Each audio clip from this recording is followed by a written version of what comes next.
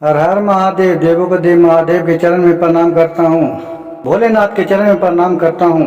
दुर्गा माँ के चरण में प्रणाम करता हूँ। सरस्वती माँ के चरण में प्रणाम करता हूँ। गणपति ललनवा के चरण में प्रणाम करता हूँ।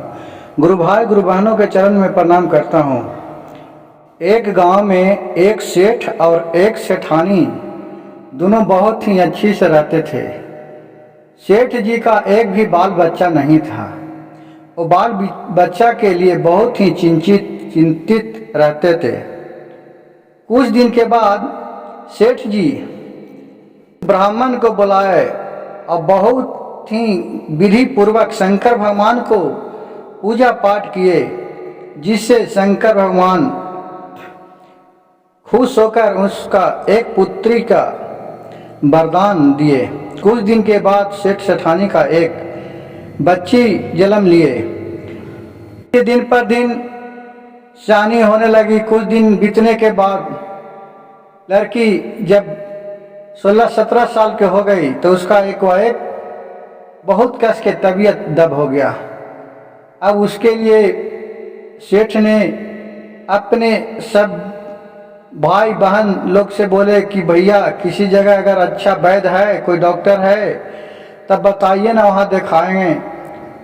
जिसको जहाँ समझ में आया वहाँ अपने अपने हिसाब से सब जगह सभी लोग ने बताए, लेकिन शहर के वैद्य और डॉक्टर दोनों आके देख के थक गए, लेकिन किसी तरह इसका बीमारी ठीक नहीं हुआ। किसी को बीमारी पत्ते नहीं चल रहा था। कुछ दिन के बाद एक ऐसी झोला छाप रहता है, उसी एक डॉक्टर घूमते हुए वैद्य आया। उसने बोला सेठ जी से कि सेठ जी आपके लड़की के हम शादी नहीं, आपके लड़की के हम तबीयत ठीक कर देंगे। सेठ ने बोला कि जहाँ बड़े बड़े वैद्य लोग आके ठीक नहीं किया तो ये छोटा सा वैद्य क्या ठीक कर देगा। उस पर विश्वास नहीं हुआ। लेकिन जो 2-4 दिन और बीता तो उसका हालत और खराब होने लगी बच्ची के। सेठ ने कहा ठीक है, शहर से तो थक गया, तो भोलेनाथ की पर ही एक विश्वास है, उसी का नाम लेके चलो इस ब्राह्मण को बुलाते हैं। ब्राह्मण के रूप में वैद्य आया और बोला कि ठीक है सेठ जी, चलिए अपने लड़की के पास ले चलिए। वहाँ गया, मरीज को नवजुवल देखा, कहा कि हाँ ठीक है। उसने बोला कि मैं तो ठीक कर दूंगा 100%। तो सेठ ने बोला ठीक है, तो सेठ ठीक कर देगा? तो हाँ, तो ठीक है, ठीक कर देगा, तो जे मांगेगा वो मैं दूंगा। सेठ के बात सुन के ब्राह्मण ने बोला जे मांगेगा वो दीजिएगा ना? तो हाँ दूंगा, मेरा कोई चीज का कमी नहीं, जो भी तू मांगेगा वो चीज देंगे। 1 महीना के बाद उन्होंने हफ्ता दिया, 1 महीना का दावा दिया और दे के चला गया। 1 महीना के बाद फिर आया, जब तक लड़की का पूरा बीमारी ठीक हो गया था। अब वो सेठ जी से आके वो ब्राह्मण बोलता है कि सेठ जी आप तो अपने कहे के मुताबिक जो वादा किए थे वो वादा को पूरा कीजिए।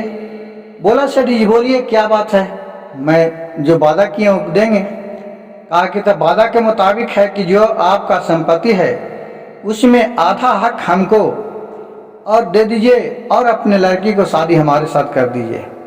इतना सुनकर सेठ जी तो बहुत गुस्सा में हो गए और वो 2-4 लोग से बोला कि इसको खींच के और इस जगह से बाहर ले जाओ और अब इसको पर नजर नहीं पड़ना चाहिए।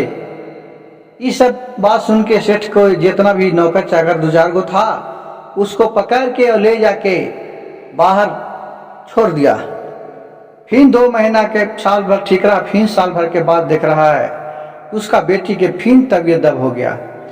फिर शहर से डॉक्टर लोग वैद्य लोग के बुलाया, सब देखने लगा। कहा कि जो डॉक्टर इसको दावा पहले किया था वही इसको ठीक करता है सकता है, फिर पुराने वाला बीमारी है, ये बीमारी का इलाज हम लोग के पास नहीं है। अब फिर सेठ जी ने चिंतित हो गए। फिर उसको खोजने के लिए 2-4 लोग के भेजा कि जाओ जहाँ भी मिले, जंगल में बाजार में जहाँ मिले उसको खोज के लाओ।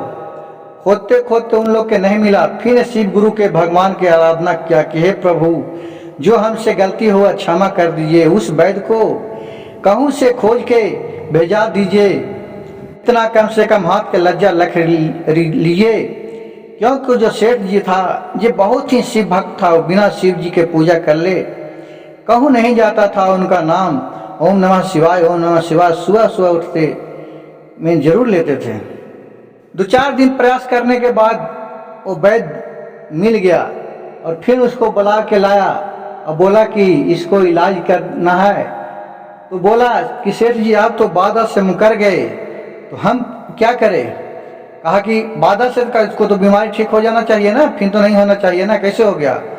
कहा कि जिस तरह तू बाधा से मुकरे उसी तरह मैं भी दवा में हल्के मात्रा में दवा मिला के दिया था, ताकि उतना दिन तक कंट्रोल रहे और फिर उसको तबीयत बिगड़ जाए। अब आप बोलिए कि उस बाधा के मुताबिक हमको शादी करवा दीजिएगा तब ठीक कर देंगे पूरा, नहीं तो नहीं करेंगे। और फिर राजा उसके बात मान गया और इलाज करने के लिए कहा। फिर वो वैद्य ने इलाज किया शिव गुरु के नाम लेके, और फिर 2 महीना में एकदम कंचन हो गया। जिस तरह से पहले था एकदम सब तरह से हो गया लड़की, क्योंकि सेठ का वही एक लड़की थी और उसको बाल बच्चा नहीं थी। तो संपत्ति दे भी तो किसको दे? कहा कि ठीक है तुम आधा क्या, हमें पूरे संपत्ति तुमको दे देते हैं।